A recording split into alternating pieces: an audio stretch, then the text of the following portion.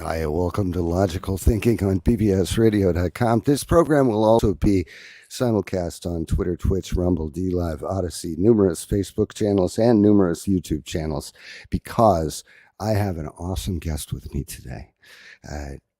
Author, award winning author, sought after public speaker, podcast host.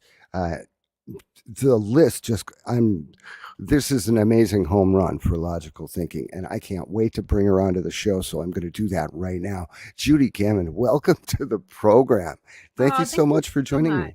I'm so honored to be here with you. Thank you for such a kind introduction.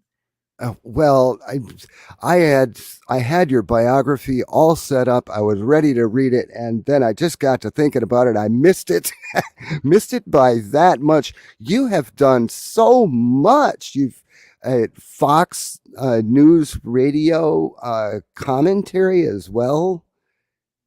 You're Yeah, I've been so blessed to have these incredible opportunities, and really like the Fox News thing kind of came from I'm the CEO of Executive Medicine of Texas, and a lot of times there's breaking news, there's things that are coming out, studies that are coming out that have to do with health and wellness, and they've kind of made me a bit of a regular from time to time. So I love that. I love sharing opinions and sharing what's going on in the health and science world. Yeah, well, they recognize talent when they see it. No, you're so And kind. they recognize talent and a great guest when they see it. You're an author, a speaker, CEO, and podcast host. Uh, so busy as a third generation workaholic that you didn't even notice life was passing you by. And we can talk about your book, Love, Life, and Lucille Lessons Learned from a Centenarian. Great title. I can't wait to get my hands on a copy of the book and read it. Uh, can you tell us a little bit about it? Yeah, I wasn't setting out to write this book. I was actually working on a different book called Age to Perfection: How to Thrive to 100 Happy, Healthy, and Wise. Hmm. And I was going through the motions, doing all the research, which is I love research, and really looking at the blue zones. Where is it that people are living longer? How are they doing it? And then I just had this moment where I was like, why don't I just interview the people that are over 100 and ask them, like, how'd you do it? How'd you get the t-shirt? And that was the beginning of an incredible journey. I had the pleasure of interviewing several people, but Lucille Fleming, she just really was an incredible woman. And from the second we met, we became attached at the hip. And when that book was done, she went out on book tour with me, and everybody loves her. She became like literally the star of the show. And because we became so close and she shared so much wisdom with me. If you want to get wisdom, hang out with somebody over 100. That it became natural that I was going to write this story about her, that it became a story about our friendship. And then it wasn't until she died that I really truly understood the purpose of I was going to write and why I was going to write it. Wow. And it reminds me of, like, in my youth, I had an elderly friend that, I was preteen, I guess, and I'd mow her lawn for her and shovel her walk and trim her flowers and everything else. And a lot of times there wouldn't be anything to do. We'd just hang out and watch TV, and we'd talk, and she always had cookies in the jar and Oh, I lemonade in the love fridge. that. And it was, I think it was a very important part of my childhood because I was able to gain wisdom just in talking to her. Mhm. People don't, these days, they don't seem to realize the value in experience and wisdom with age. And Yeah. that's to their detriment, I believe. Oh, I completely agree with you. We look to the wrong places. We look to celebrities and politicians to find answers when we have so much wisdom pent up behind closed doors, not being tapped into. It's the real gold. It's the I call it the unburied treasure, and we really need to understand it. We need to recognize it, and we need to expose it before it becomes buried treasure. They're just full of wisdom, and they lived through so much. Lucille, she was born the year the Titanic sank. She came to the United States with a locket around her neck and a, a briefcase on her hand, and she came in the middle of the Depression and put herself through nursing school. Yeah, she was that pioneering woman before that was kind of a cool thing to be. Mm-hmm. So, what happened with Age to Perfection? How to Thrive to 100, Happy, Healthy, and Wise? Did you actually get to write that? Yeah, I wrote it. She toured with me, and we just really had a good time. And it was just, nonfiction. I love nonfiction. I speak on health and wellness. I speak on perspective on a lot of different topics. But I tell you, this Love, Life, and Lucille, this book has become a passion for me. It's become about sharing the legacy that Lucille left. She changed not just my life, but she actually changed the trajectory of my family. Because you had mentioned I was a third generation workaholic, and you don't really recognize it when you're in it. But when you step away from it and you see, oh my gosh, these years, yes, I, advanced my career. Yes, I, finished school. I did all these things, but what about all those moments that I missed, and really not wanting to miss those moments, making sure that we make eye contact with people. We have real live conversations, not just, hey, give me the facts, and so I can get on to the next thing. It changed my life. It changed the way I parent. And ironically, stepping out of the workaholics lifestyle helped my career even more. And I became the CEO. And a lot of the things that I do, the decisions I make, the way I analyze things, it still has a hint of Lucille in it, because she just shared so much wisdom with me that I often will think about it from a whole new perspective. And that's where you got the idea of forget the science. Yeah. You know? Yeah. Right. Right. Okay. What does it really take to live to 100? Well, this is what's so fascinating, is because when I was interviewing the people over 100 for the Age to Perfection book, there were some really interesting commonalities. They all had faith. They all had faith. They were not of the same religion.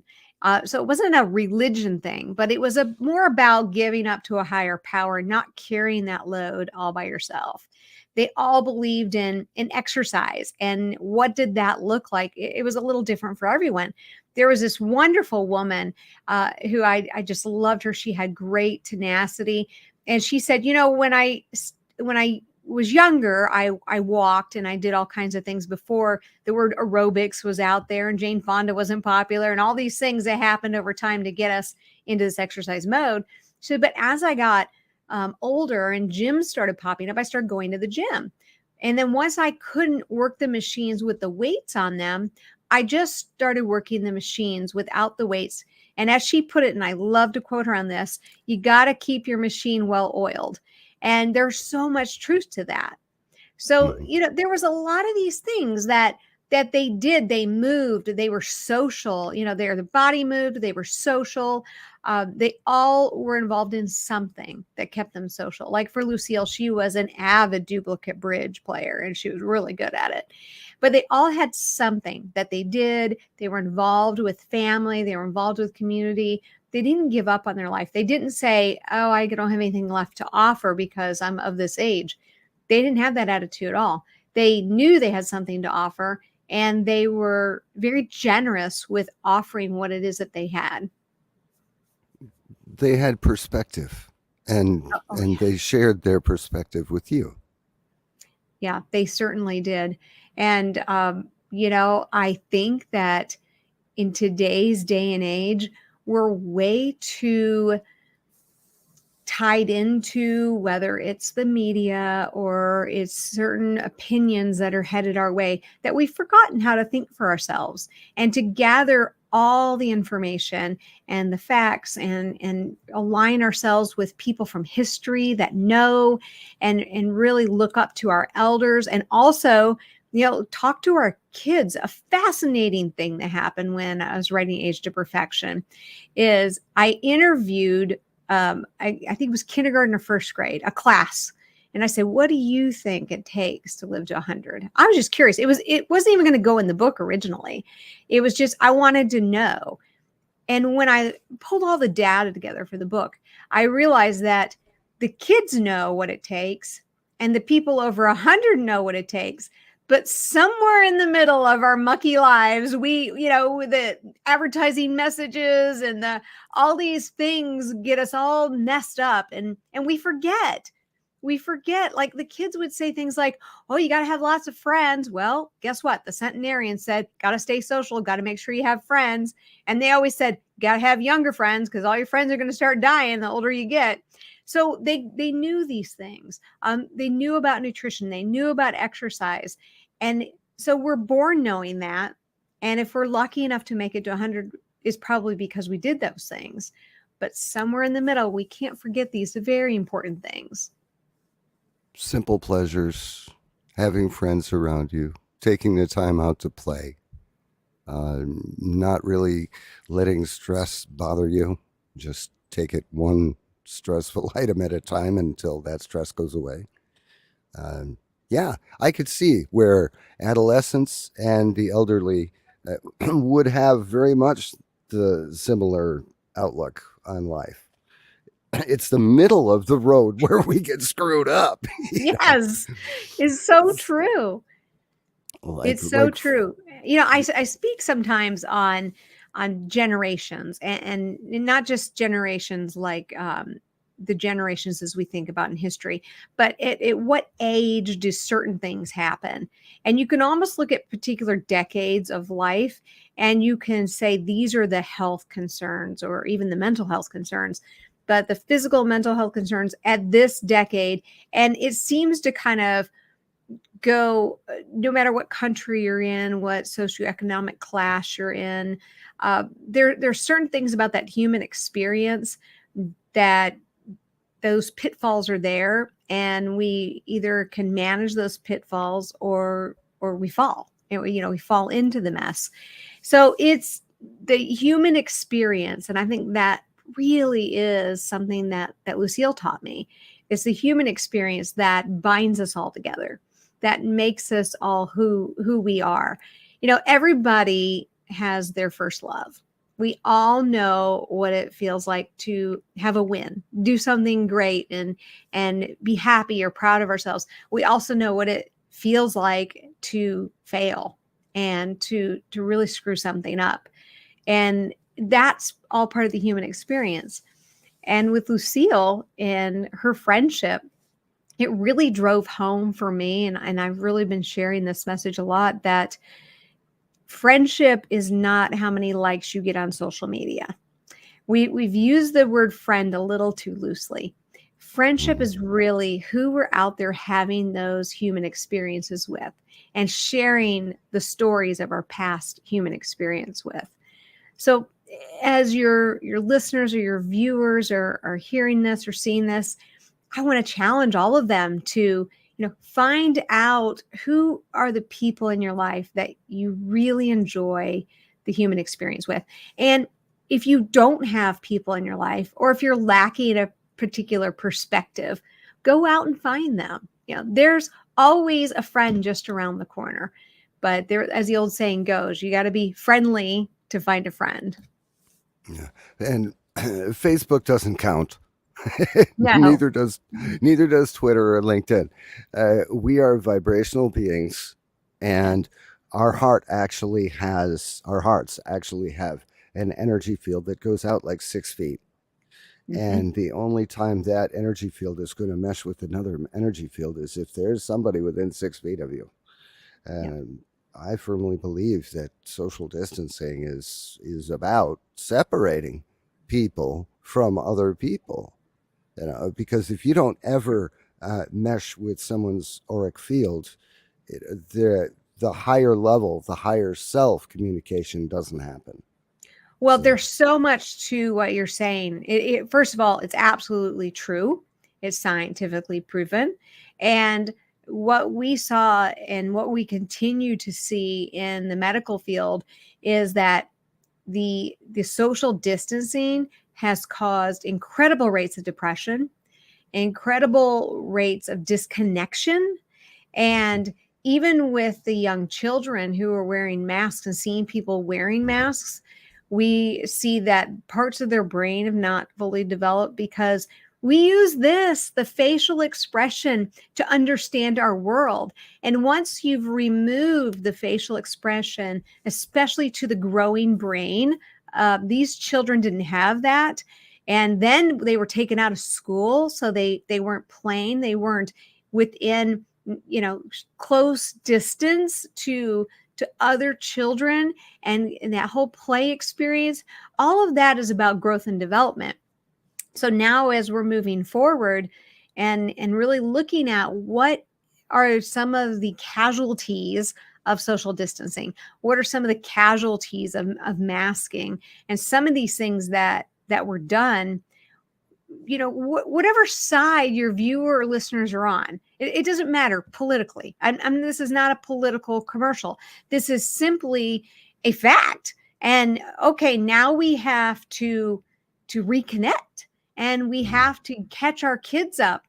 We need to be putting money and research and development into how do we get back these basic needs for the children and are in all stages of life.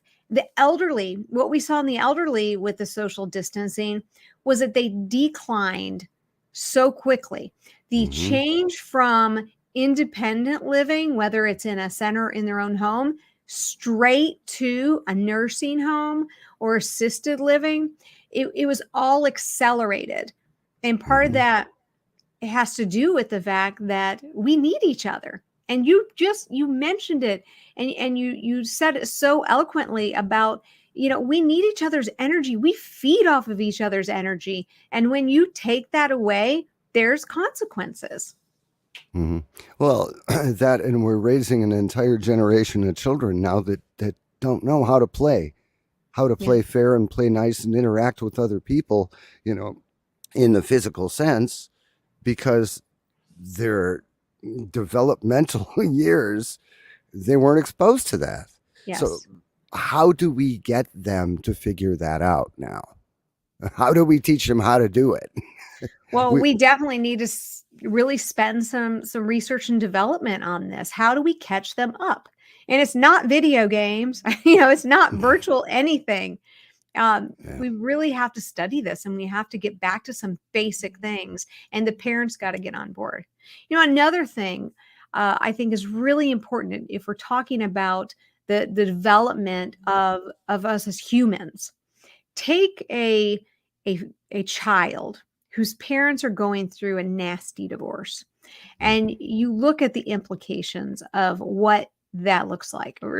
My mom recently passed away, and in her thing, she had some boxes with our names on them. And I opened up and I went through my testing and some report cards. And the year that my parents divorced, I didn't fully appreciate this till I was looking at it. My test scores, which had been really high, that year of testing, they were either mediocre or very low. My report card, even on the social aspects of it, doesn't listen to instructions, is disruptive. I mean, it was not me at all, but it was me in the moment. So you take what that feels like, and if your viewers or listeners have experienced a parental divorce, then they know what I'm talking about. They know that feeling of loss. So what we're experiencing is either PTSD, or for some people, the first time of the great divorce of our political parties and our media. Everyone's yelling at each other. Everyone's screaming at each other. And we're just trying to go to work and do our job and put food on the table and gas in the tank. So it's gonna take its toll if we can't get on the same page, and we don't have to all agree on everything.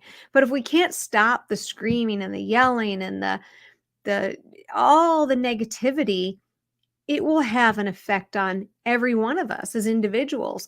Our personal report cards, our job performances, our marriages, our ability to parent, all of this is going to be affected because the brain doesn't like chaos. Hmm. Well, the personal report card, I mean, that covers basically every portion of your life, your interactions with people, your job performance, your recreation time. Because if you're truly happy, you're going to be looking for happy things, and that's going to Yeah. fill your recreation, and that's usually going to be around other people, hopefully happy people. but but if you have that joy in your life, then it just kind of seeps into every part of your life. And not only you benefit from it, but everybody that you're around benefits from it. And it's that whole energy exchange thing. But if you're in a royally bad mood, okay, That's contagious, but that so's is a smile. It's that all is contagious. Yeah. yes, So what are you it's spreading? yeah. So uh, people are under a lot of stress these days. I mean, they've got the stress of the shot, and they've got the stress of the next pandemic, and they've got the stress of work. Too much month left at the end of the money. Uh, Yep. they're they're basically on a treadmill, and they need to find ways that they can take a moment for themselves, even if they only take 5 minutes to like meditate, you Yeah. know, Oh take yeah, that. we have functional MRI now, and this is a fairly new thing. It's been used in research in the last decade, but functional MRI has allowed us to see what happens to the brain during either prayer or meditation. Either or, both things light up different parts of the brain that are not lit up at any other time. So whether it's prayer or meditation, that downtime, that highly focused downtime where you're not allowing the world to distract you, actually has incredible health benefits.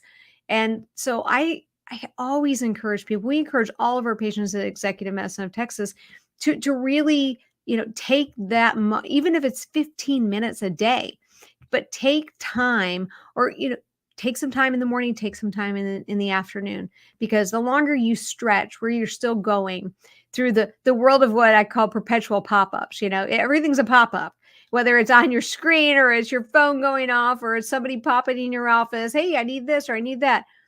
We weren't meant for that. We're making so many decisions that we have decision fatigue at 10 o'clock in the morning. So what happens to us by 5 or 6? If we don't stop and reboot, then we just get into overdrive. We just get into mental chaos. And back to that personal report card, I encourage all of your viewers and listeners to really think about that. Write down maybe what is important to them, and that can be their report card. Maybe it's you know finishes on deadlines, or maybe it's walks 10,000 steps a day, or whatever it is, and really give yourself a monthly report card. We have something called the state of the family address, and we do this every New Year's. And on New Year's Day, my husband and I go to brunch, and we have the state of the marriage. And we've kept this in leather journals for decades. And Mhm. then we have the state of the family the following Saturday, standing date with the kids. And they, what are their goals for the year? We look back at last year, but it wasn't until about 5 years ago that I started taking those goals for myself and for my husband, and breaking them down into little bite-sized pieces, putting them on our mirror so we could check, did we get these things done this week or this month? And what that has done is allowed us to have kind of a roadmap. Okay, we said we want to accomplish this, but they can't just be pie in the sky. What are the steps, and how do we check off, and even hold each other accountable to getting that done? Life's gonna get in the way. It always does. So it just helps you kind of stay on track. And it's kind of one of those things that we've done, and it's helped us with our own personal report card. Are we meeting the goals that we really want to meet? Are we able to, at the end of the month or the 6 weeks or the whatever semester of life or year, were we able to accomplish some of those things that we really think are important, or were we just dragged from one thing to the next? So you set a goal and then you set like sub goals to like baby steps and keep your eye on the goal, Yep. but you take the baby steps and you take the successes along the way, and then that solidifies the achievement of the goal. Yeah, and it also lets you know, hey, are you ahead or behind?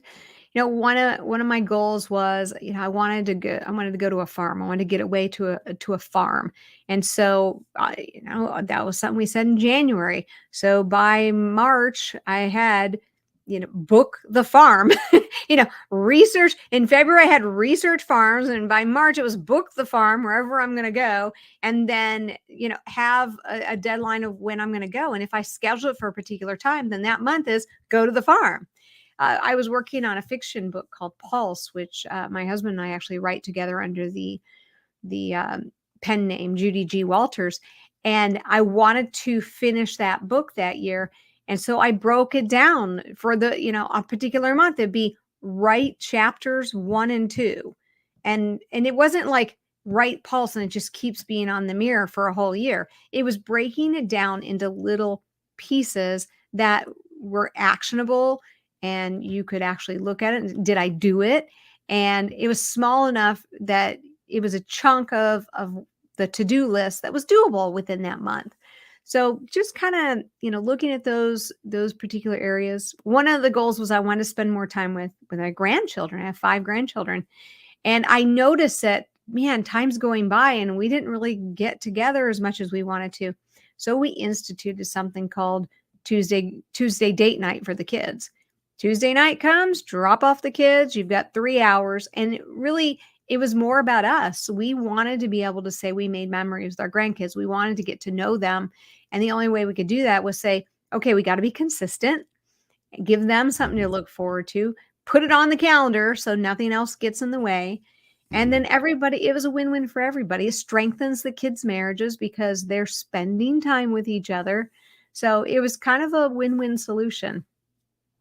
Excellent. And no cell phones at the dinner table. Absolutely not.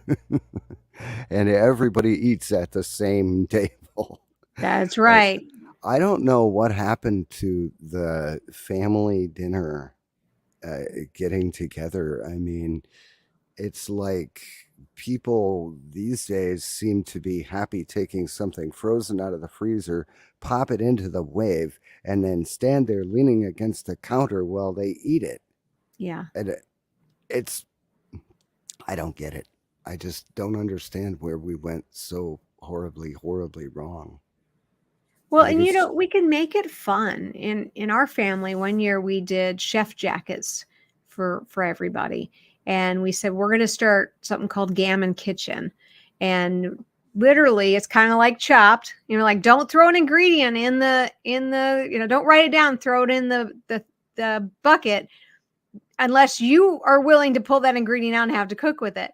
And it created this competition, and it was fun, and everyone's cooking together, and it made the meal memorable. We still talk about, the Fruity Pebble Hush Puppies. I mean, who can make Hush Puppies out of Fruity Pebbles? And they actually won the competition. So it's about exploring, thinking outside of the box, finding ways to connect, and things don't have to necessarily be expensive. It's not about, where can we go? Let's all go to this resort, and all the money you're spent on the plane tickets. We've done all that too, and that's fun.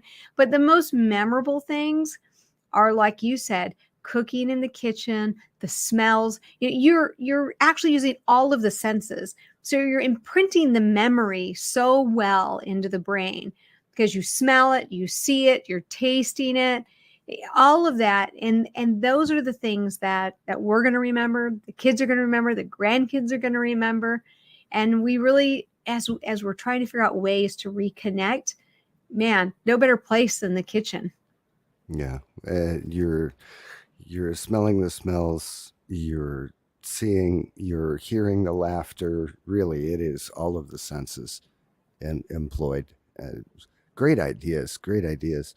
And there's so much more that we can talk about. And I really, really love the concept of your book. And I bet you it was just a joy to write. But you've got multiple books, though, 7 of them, if not more. Yeah, 7 of them. Yeah.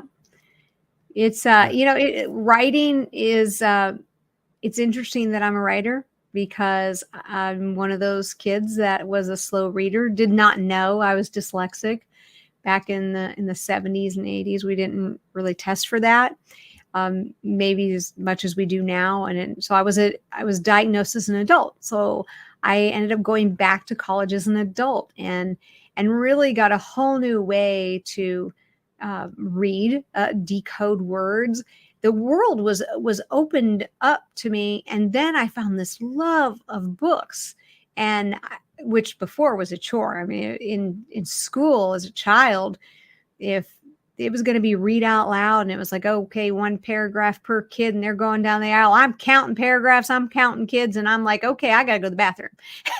And I literally I would be so worked up. I got to go to the bathroom, and I'd leave, and then I'd be in there like, okay, do I think they're far enough past my paragraph? They're not going to back up and ask me to read. And the teachers didn't catch on, but boy, it was so real to me. And my heart goes out to kids and adults, undiagnosed adults who have a learning difference. And once I could put a name on it and I could work with it and I could understand it, I see the dyslexia as a gift. There are so many things that I got from being a dyslexic child and then a dyslexic adult that I don't think, had I grown up without that difference, I wouldn't be the same person. So sometimes we have to embrace those things that are thrown our way. Oh, well, I don't think that dyslexia or like learning differences are disabilities. I think that they are just different ways of looking at and different ways of navigating life. Like I was kind of hyperactive and very creative, and the boring, the mundane, and the logical didn't really fit. Which, Mm-hmm. oddly enough, now I have a show called Logical Thinking, but we do kind of step outside the box a little bit, and what our purpose here is to give people the tools that they can use to help them navigate through life. You know, ease the stresses.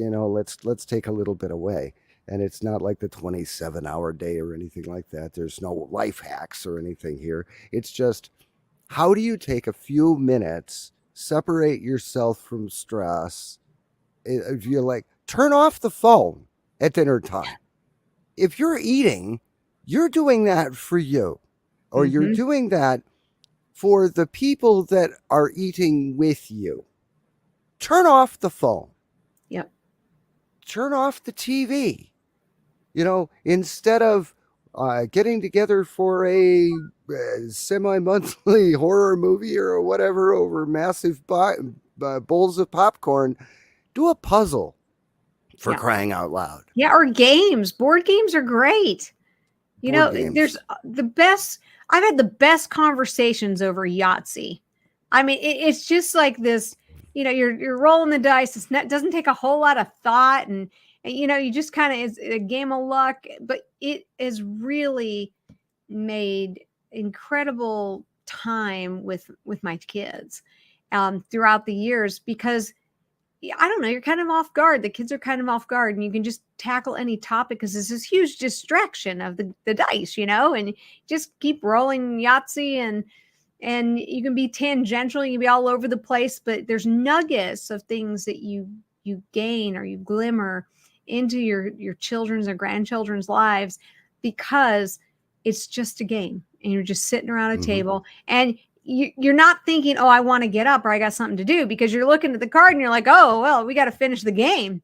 So you're kind of held captive a little bit. I think board games really need to come back, and families that do board games tend to do really well on even communication, Hmm. because the more we communicate with one another, the better we get at it. And in today's text world, we're not communicating the way that we really should be communicating. Hmm. Scrabble is a good one Oh, Scrabble's a because great one. Scrabble's a great one because you have all these words that you're creating on the board, and you can use those words to spark conversations. You Oh, can yeah. like build an entire topic around the board, or like teach the kids creativity by, okay, take three of the words or four of the words on this board and use them in a sentence. Oh, that's great. And Well, and every conversation around a Scrabble board is going to be different, because the way the brain works is they'll read the word and it'll trigger something. The little mm-hmm, connections in the brain are going all over the place. yep, And that they would say something normally they wouldn't say, because whatever word was on the board triggered a thought or a memory, and it made them share something that they probably wouldn't have shared if it wasn't for, just the words on the board. So I love that. synaptic firing is fabulous. We need more of it. Yes, more synaptic firing. Let's talk about some of your other books. What other ones are you? I'm sure that you're exceedingly proud of all of them, but what are some of your favorites? Well, I mentioned Pulse, and I think it's the first of a book in a trilogy called the Vital Signs series. And the first one's Pulse, the second one is Breath, and the last one is Pressure, thus Vital Signs.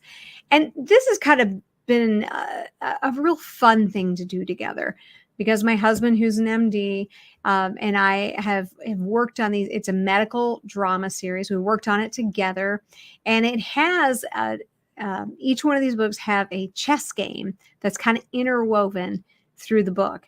And we came up with this idea before we ever heard of the Queen's Gambit. I mean, it was this was something we were thinking, wouldn't it be kind of fun? And whether you like chess or you don't like chess, but have it kind of follow, and the real chessies will really see, oh, that move, that move's called this, and now I see why it was put right here in the book.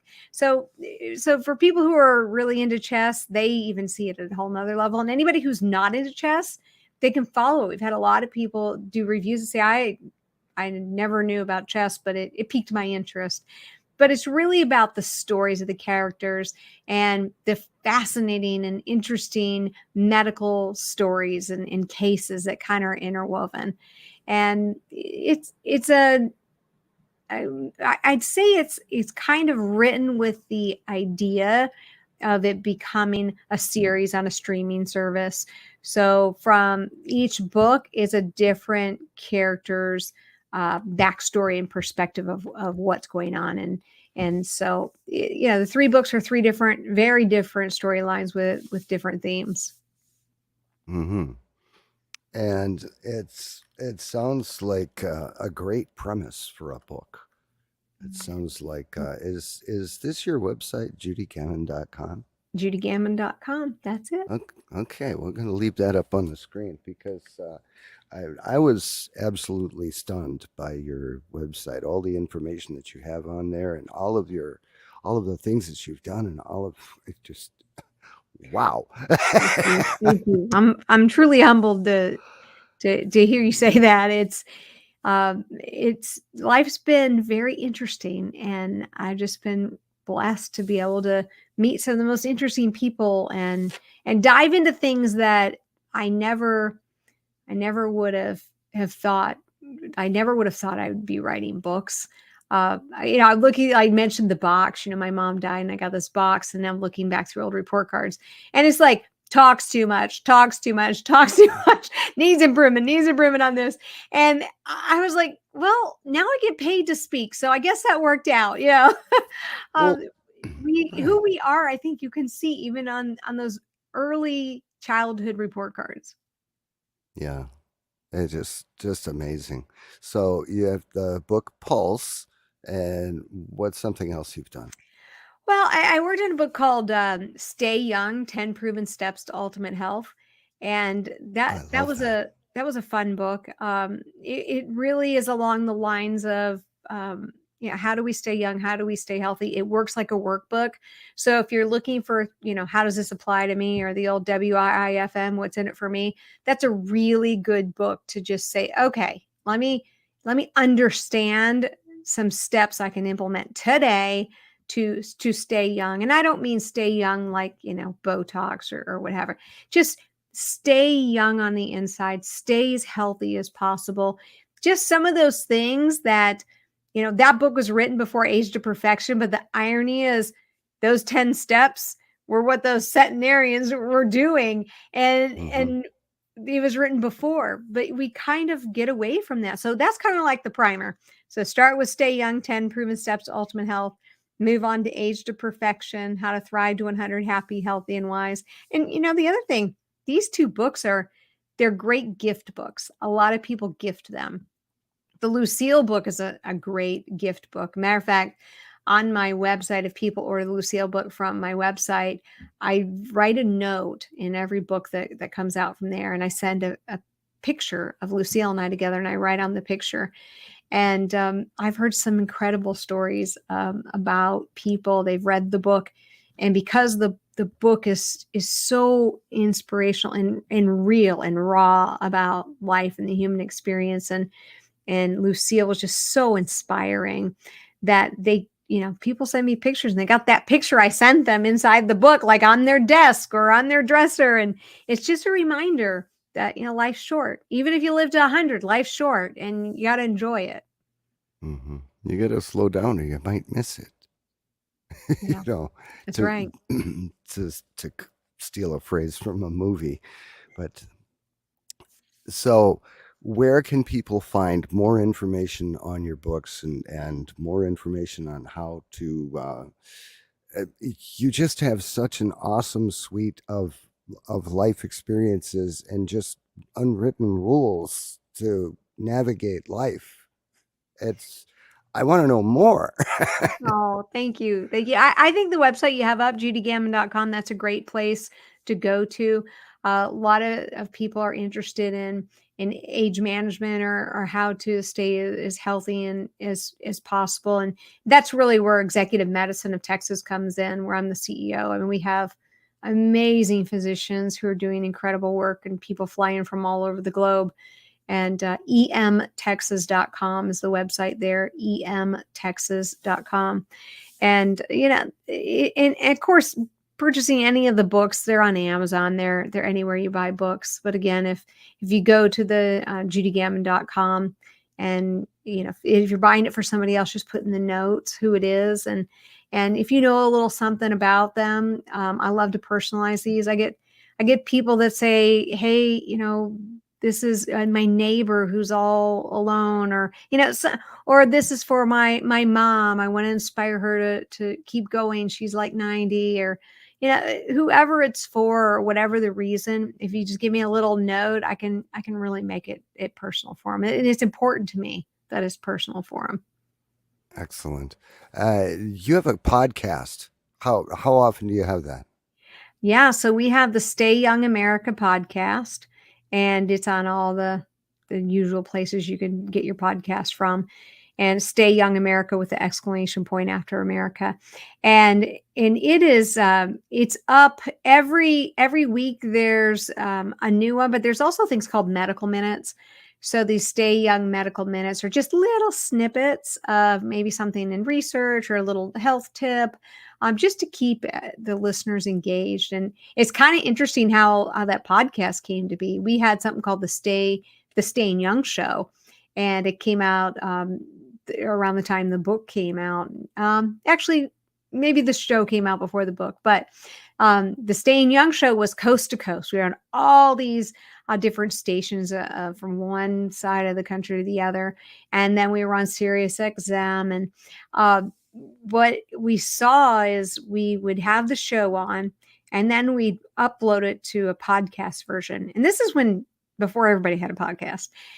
And one day, one of the producers came to me and said, you know, I know we got all these stations, we got to work around their clocks and their rules and all of this. But if you look over here at these downloads, you've got 3 million downloads.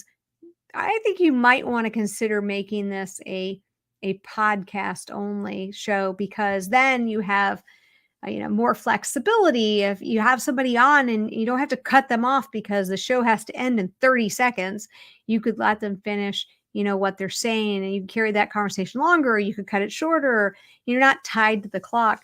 It was a really tough thing for us to do at the time, but it was absolutely the best thing we ever did. Is changing the Staying Young show to the Stay Young America and doing that podcast version only, because it just gave us so much more flexibility. We still have on incredible celebrities and with cool causes and leading scientists and best-selling authors and all the guests that we had, and we still talk about things that maybe people aren't talking about when it comes to health, wellness, and whether it's physical, mental, what have you. It's something I love doing, and I'm glad that you allowed me to share it. So they can get that on iTunes? Yep, they can get it everywhere. Yep. Apple Podcasts, like if you have iTunes, like you mentioned, you can go all of the streaming. It's streamed on all of the places you get podcasts. Wow. Now, that's why I record this show. And I record the show ahead of time. We don't have to worry about commercial breaks. We don't have to worry about Yeah. about time limits, and we can have a nice relaxed chat. And that's why I like it this way. Because if it were live, I mean, we could add the audience interaction, like with the chat, but like we'd both have to be wearing glasses so we could read the questions. And while you're reading the questions, you're not thinking about what the person is saying who's talking, and it's a big distraction. And it really takes a talent. It's a skill to be able to keep track of those questions and Yeah. follow the conversation at the same time. Yeah, So sometimes the questions will take you down a rabbit hole. Got to find your way back. sometimes, well, yeah, unless it's a rabbit hole that it is a good rabbit hole to go down, that maybe you were thinking of and you were going to think about trying to get to it, but you didn't for That's one true. reason or another. But then That's there true. are some that just completely take you off into left field and can really spell disaster. So, When we had our show, and it was live and it was coast to coast, there was a time where we had callers. We had to stop taking callers, but we had this one caller, and finally we caught on. He'd call every week in a different voice, say he has a different person, had a different problem. The producer would patch him through and completely change who he was and what he was talking about. So this went on for several weeks, and I thought, is this just a prankster? What's going on?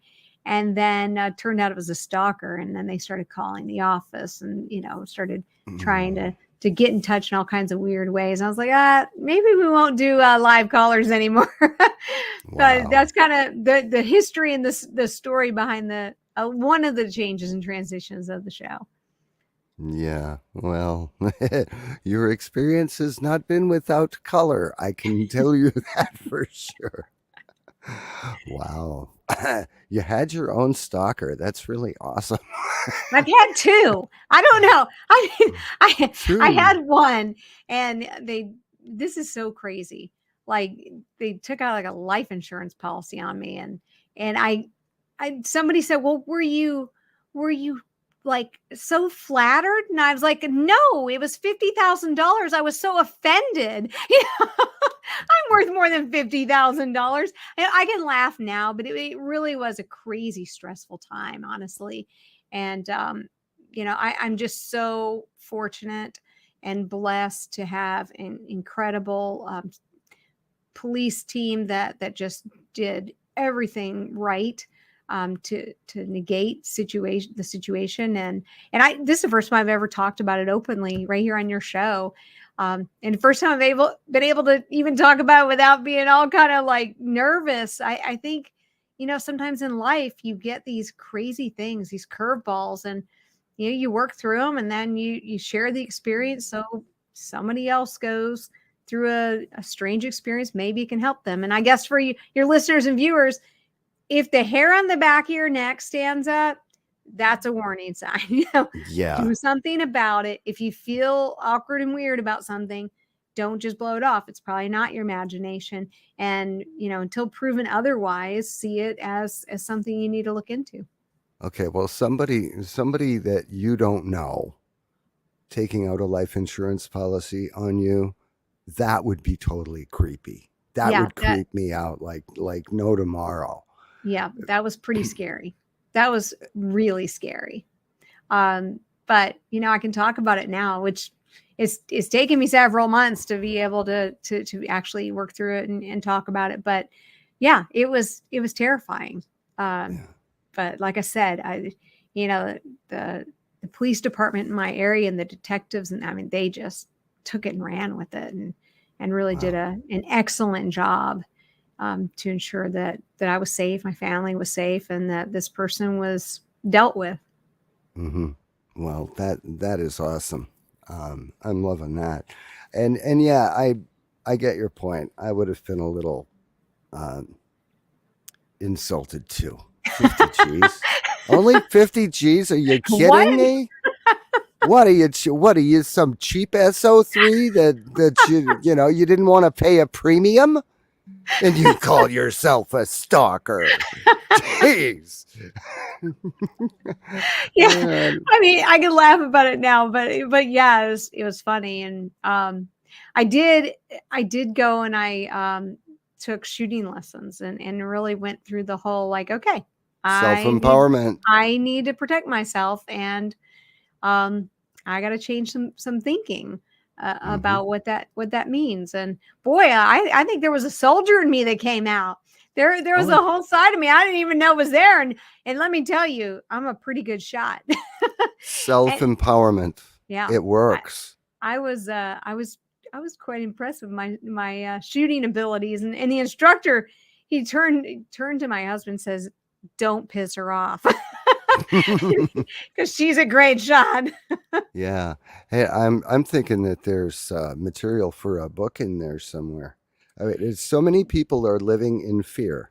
They're living in a fight or flight, a perpetual fight or flight mode. And the best way to get out of that fight or flight mode is to stand in your own power, to find a way to reassert yourself and take control. And I'm thinking that would be a great book. Yeah, well, maybe. Yeah, Maybe. maybe. I There's another book I'm just now starting. It's a book on grief, and I'm excited about this book. I think when you go through something, um, and you finally get to the other side, and then you see somebody else going through that, and your heart really goes out to them, and you think, "Gosh, how can I help?" One thing that I've just been fortunate enough to do is to be able to write. So that's my way of giving back to people that have gone through grief. So I've just started that process of gathering the initial stages of writing a book, gathering research and keeping notes, and what does this look like, and what's the journey look like for the reader. And I think this may be another favorite book when I'm done with it.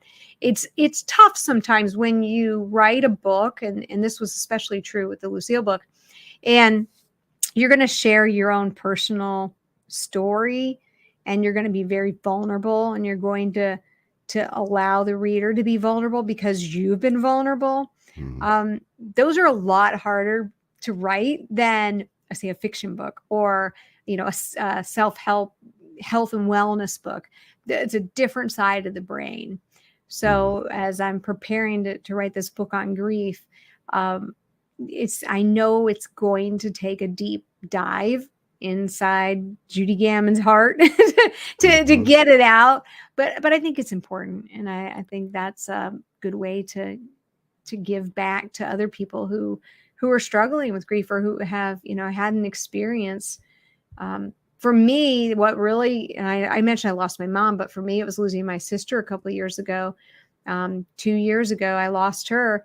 And when I looked for a book on like sibling loss, there there wasn't really Mm. anything. There was, hey, if you lost a child, or but sibling loss, I think, is so different, because everyone feels that they need to comfort the parent and the child. And as the sibling, you feel like you need to comfort your parent and your nieces and nephews. But man, you are struggling because you're losing not just a sibling, but a part of your childhood, a part you just kind of always assume would be there. My sister's always going to be there. And so it's a unique thing. And since there wasn't anything there for me, I really want to address it in this book on grief. Sounds like a great idea. Sounds like a great book. And we're almost out of time. I guess. I try to wrap up under 60 minutes. So let's give contact information, reiterate the website, talk about your podcast real quick, and share whatever you would like to share with the audience on our way out. Yeah. So websites again, judygaman.com, JUDYGAMAN.com. The podcast, Stay Young America, with an exclamation point on it.